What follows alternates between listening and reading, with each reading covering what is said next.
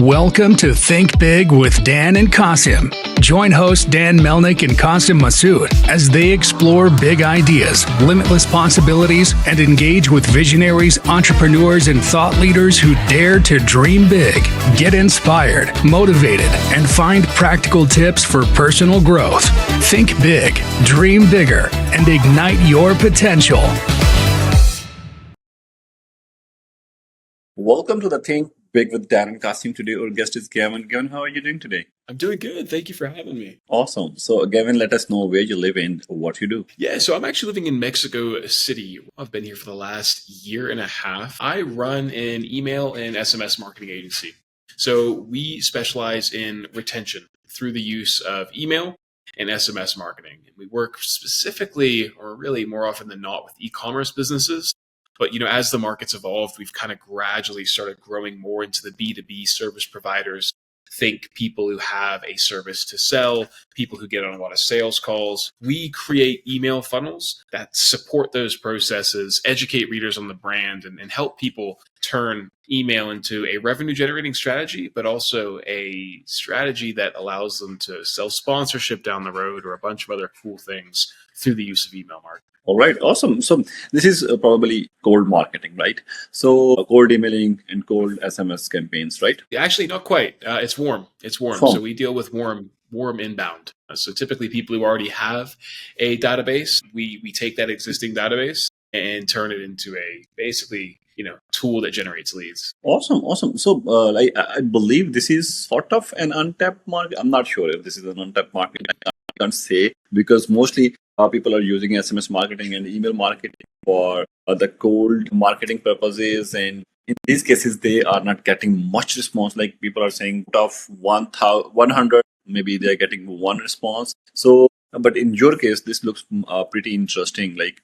Okay, in this case, how you are strategizing, like what is the strategy to start, and what are the prerequisites of starting these campaigns? Like obviously there must be some eligibility criteria and must be some must-haves to start these campaigns. Yeah, so there's two types of email marketing, like you said. There's cold and there's warm. We specialize more in the warm side of cold, of email in general.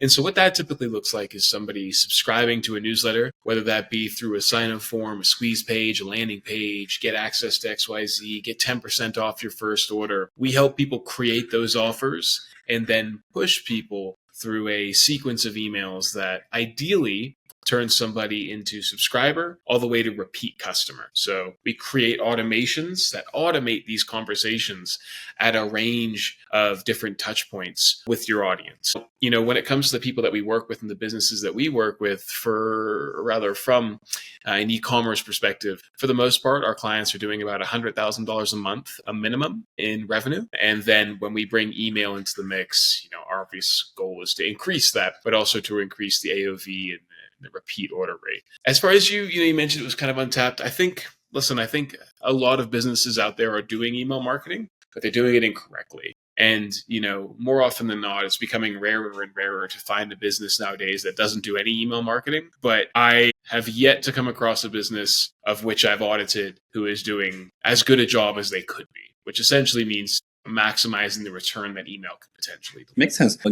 Obviously, this is something to generate more traffic and more revenue, but it gives me a sense maybe this is more suitable for just e-commerce industry, or what say, what are the industries where it is more suitable? Totally. So, with email marketing, I think every business should have some sort of email element to their marketing strategy. E-commerce works incredibly well because it's just easy to, your lists are significantly bigger. Now, I personally run an email marketing agency. And so I'm in B2B high ticket sales. Right? Our services range anywhere between $1,000 to $5,000 a month in a retainer. What I sell and how I use email to sell is very differently from how an e-commerce business would typically sell. At the end of the day, we're trying to do two things with email: promote awareness and essentially try and convince somebody to buy something from us. If you're in B2B, more often than not, you're playing more of the awareness game. You're just trying to be present when somebody's there and hope that when they're in the buying mood, you try to create word association. For my newsletter, I don't really have a whole lot of complex automation set up because there's no need. But anybody who has a meeting or opts in for a lead magnet is going to get 2 emails a week from me that primarily just educate. We're educating. My database has about 3,000 people within it. And what I do, I mean, that's not a big list by any means, right? But, I am constantly educating people on how to do better at email marketing, speaking to my ICP. And the focus is, maybe eventually these guys will buy from me to implement what I talk about, right? Information for free, implementation for a fee. But on top of that, there's a bunch of other ways that I make money through the use of my newsletter too. I make money by selling sponsorship to my newsletter, and this is why I recommend everyone have a newsletter, regardless of what business you're in. Me, I have a newsletter of 3,000 people. And just today we signed a $5,000 sponsorship deal for the newsletter, right? And those are happening roughly, I would say, every single month. We have a new sponsor come on board. And so there's a bunch of ways you can laterally make money with a publication. And that's how you have to look at it. It's a publication, not just like an email list, But everyone should have some element of email marketing within their overall business strategy. Bro, I think you are just educating, but looks like you are giving your secret sauce. Yeah. Hey man, everyone can have it. Like I said, I think people hire for implementation more often than not. And what I do is I implement at a very high level, but I also do it quickly. But 100% everyone can take what I'm doing and run it yourself for sure. Awesome. That's good. All right. So Gavin, I want to understand a little bit more about your company, how you're doing. So who are your customers at this point? But I'm more interested in knowing the industry. Obviously, there's one e-commerce industry. I'm not sure which industry you are working in, but obviously there are a lot of industries. You well said, basically, that email marketing is required for every company, I believe. In fact, all companies also doing the email marketing. And I think 80% of the companies maybe are already doing the email marketing in any shape, emailing or form. But yeah, so what is your niche? Totally. So, I mean, we have clients all around the world at this point. We got a team that manages a pretty wide range of industries. But, for the most part, the people that we work with directly are e-commerce businesses that are based in United States, Canada, England, Australia, New Zealand, doing $100,000 a month. We're seeing a lot of businesses who are coming to us and seeing really good results in the jewelry space and the print on demand space. But in saying that, we also have businesses that are in the furniture space, that are in the supplement space. When it comes to email marketing, there are fundamental rules that you can apply across every single business that allows, our strategies from an email marketing perspective. We can have campaigns, a full campaign content counter going out and ready to go within a month. Automation's ready to go within a week, and then automation's ready to go within 2 weeks. So we're quick, but how we approach it is, we have our fundamental rules from an email marketing perspective, and then we customize them and change them according to the business that we're working with in their fundamentals. What's their contribution margin? What's their incentive that they're able to give away on that first purchase? How do we cross-sell, upsell based off of different purchases? A whole bunch of cool things. What's the average time between first and second order? And so our strategies get customized according to that. Makes sense. Awesome. So, Gavin, is there any eligibility criteria for your clients to work with you? Just like maybe if someone can swim for 30 minutes straight. Yeah, I get you. Listen, at the very least, it really depends on what stage of the business you're at, right? Uh-huh. So if you're looking for that ongoing management and us coming in and developing a really in-depth strategy, building out all the sequences for you on an ongoing basis, typically you have to be doing about $50,000 a month in revenue to warrant to see an ROI. And listen, if you feel like you're there and you get on a call with me and I don't feel like you're there, I'll tell you that. We're never going to sell somebody something that we don't think they'll see an ROI on. But that's for the ongoing management. Now, if you were to say, Gavin, we just want somebody to build out our automation structures and we can do the ongoing management, any business that's in e-commerce can come on board and get help from us. Yeah, like I said, at the very least, we'll do an audit for anybody who comes our way. We do a free audit run through. And I want to say, the audit is actionable strategies. It's not just this is what's wrong, this is what's wrong. We give an actual roadmap, and we don't charge for this, that you can take, implement into your own business, or hire us to do. Makes sense. Makes sense. That's awesome. Awesome. Gavin, I'm sure you must have faced many challenges in your entrepreneurial journey as well. And I believe every entrepreneur faces a lot of challenges. This is part of the game Yeah. for the entrepreneurs. But can you share one challenge with us that you think might be interesting, or you may think this was the biggest challenge? Yeah, I think one of the things that I really struggled with when I started my company, and I'm a young guy, I'm like 29, I've been in business for a few years now, but it's setting a precedent. And, when it comes to setting a precedent, it's about setting boundaries and setting rules and expectations of your team, your clients, and everything like that. And holding both other individuals accountable to the boundaries and the standards that you want to have, but also holding yourself accountable to those things and making sure that everybody is aware that you are holding yourself accountable there. For example, if we expect a certain level of quality of our work, I can't expect that of my team and then not reflect it myself, right? The same goes for clients. If there's certain things that are out of scope, you have to be willing to, and it's hard when you first start because your confidence is, and you're in a feast or famine mode. You want to take everything that you can get. You don't want to make anybody mad, and you end up becoming a pushover. And I understand when you first start, it does feel like you have to just eat it as much as you can. But as you grow, I think it's really important to be aware of just setting boundaries and making sure, just from a self-respect perspective as well, but also from a client respect towards you perspective, that those boundaries don't get crossed. Whether that means paying at a certain time, whether it means adhering to certain levels of scope with this pre-agreed upon, or whether it's, how your clients talk to your team. You also need to set expectations there, right? Like if you have a client that's disrespectful to your team, you need to let them know that's not acceptable and be willing to walk away from money if they disagree. And what you'll find 9 times out of 10 is, people are willing to bend to your will, for lack of better words, at least that's what I've found. And like when it comes to setting boundaries, your boundaries will change as time goes on, but in any interaction or any situation that you find yourself in, make sure you're aware of what those are beforehand, set them. And then if they do need to change, for example, like you do need to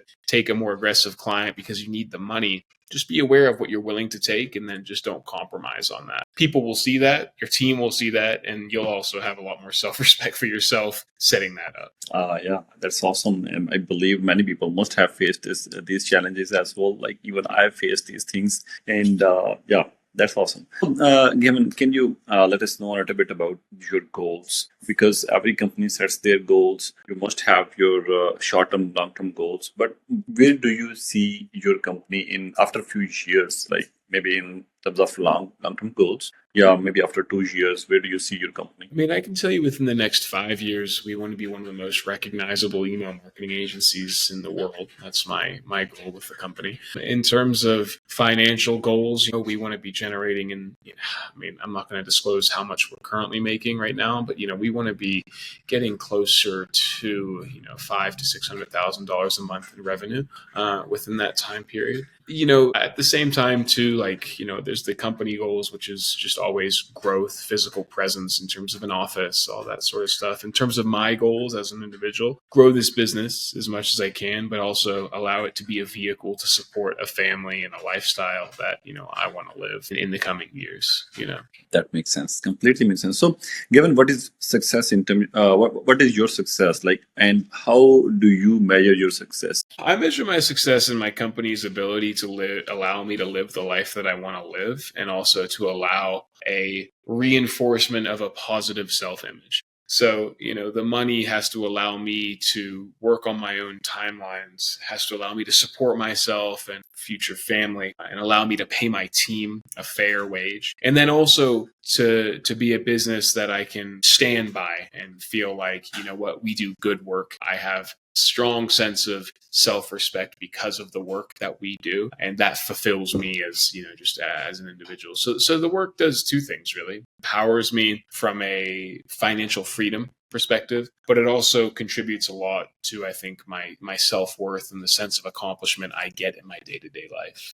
That's what the business ultimately does for me. Yeah, but how you are measuring it? Obviously, you have to measure that you are on the path of success. In terms of measurement from a financial perspective, I just look at the bank account. Fully honest with you. I mean, that's the easiest thing. As far as, it being tied to my sense of worth, I try not to actually put a number chart graph next to something like that, because it is very much like an emotional thing that I am connected to. But I definitely know it comes down to how much effort and attention that I give something and how much I'm going to push myself. Now, how do I measure push? It's a feeling. But I know for me, it's how proud of myself am I in how I handled the day and the work that it did. Awesome. That's your gut feeling. Yeah, yeah. So, Gavin, what would be your biggest piece of advice for our audience? Where our audience is the entrepreneurs who are struggling with the challenges and with the business, and the ones who are Yeah. dreaming to be their own boss. Yeah, I mean, so two things. The people who are wanting to be their own boss, never let go of one branch until you have like a full grasp of another. And I see so many people who have a job and they're like, you know what, I'm going to go all in on my business, and they quit their job and then they decide to start their business. I can't think of a worse way to go about starting something. What I would recommend doing is keeping your job, growing your company with as much as you can with the time constraints that you have to manage both.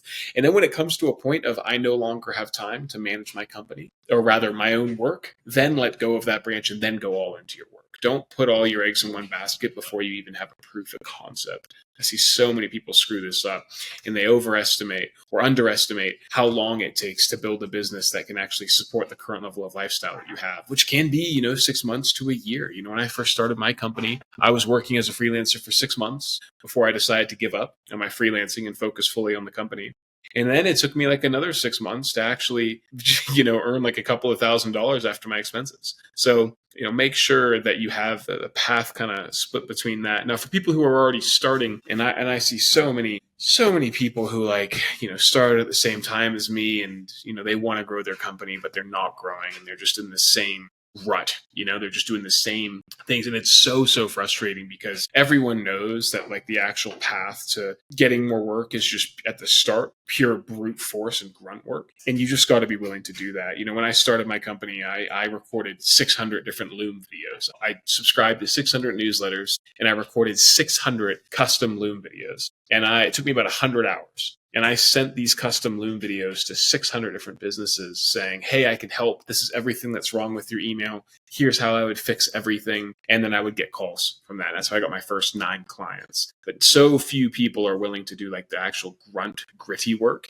And they just try and do lazy systems to automate outreach or automate cold email, automate LinkedIn. And it's like, that's, if you're under $20,000 a month in revenue and you're starting, you can't try and hack your way to doing any of these things. It's just grunt, brute force work. And it's repetition with reflection, right? If you're doing the same shit and nothing's happening and it's not working, reflect and figure out why.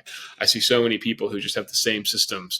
They've been stuck at $10,000 a month. They're doing the same thing every single month, and they can't seem to figure out why it's not growing. Obvious to me should be obvious to you, Makes sense.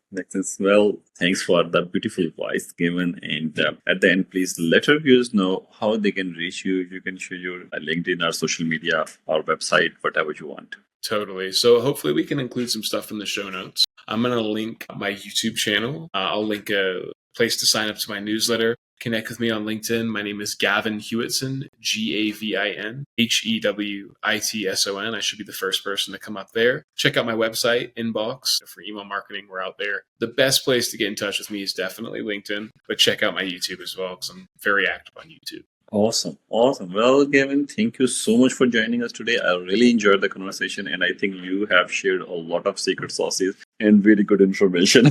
Yeah, of course. Thank you for having me. Thank you, Gavin. Have a good day. Bye-bye.